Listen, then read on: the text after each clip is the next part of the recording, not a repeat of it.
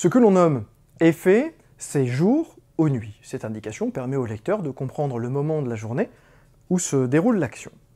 Vous pouvez donc mettre, par exemple, jour, nuit, aube, crépuscule, soir ou même matin.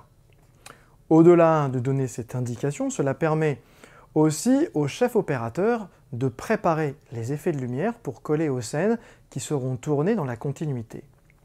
Le premier assistant et la script pourront préparer le tournage, c'est-à-dire plan de travail, feuille de service par exemple, mais aussi au directeur de production pour faire son devis, car les scènes tournées la nuit par exemple coûtent plus cher que celles tournées de jour. Voici un exemple concret. Séquence 1, intérieur voiture Alice, soir. C'est très simple. On change de séquence à chaque changement de lieu ou de temps. Si votre personnage passe du salon de jour à sa cuisine toujours de jour, il y aura deux séquences. La première sera annotée comme suit, séquence 1, intérieur salon jour, Tom prend son blouson et sort. La deuxième séquence sera annotée comme suit, séquence 2, intérieur cuisine jour, Tom va dans le frigo. On comprend avec ces deux séquences que l'action continue bien entre la séquence 1 et la séquence 2. Mais comme ce sont deux lieux différents, on change de séquence. Il y a forcément des contre-exemples. Regardons un peu. Séquence 16, intérieur école groom, jour.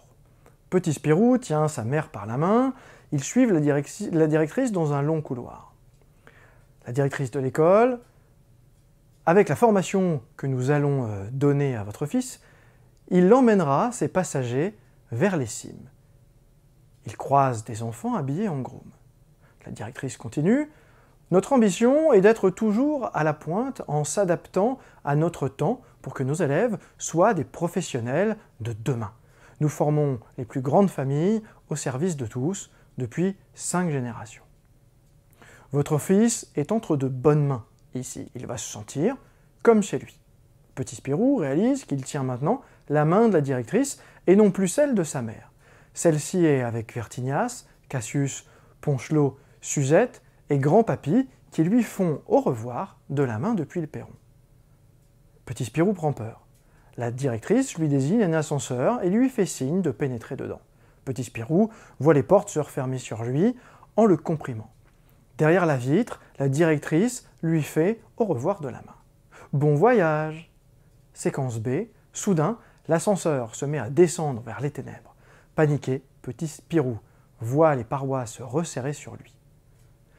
Ce qui nous intéresse ici, c'est la séquence 16B.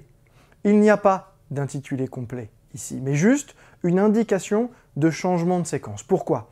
Simplement parce que le lieu ne change pas. Nous sommes toujours dans l'école, au niveau de l'ascenseur. Mais les scénaristes nous indiquent que c'est un décor différent que l'ascenseur qui est filmé dans la séquence 16. Simplement parce qu'il y a un effet spécial à cet endroit et qui va changer la configuration du tournage et du décor en lui-même. Pour éviter un changement de rythme et une lecture plus saccadée, les scénaristes notent uniquement le changement de séquence.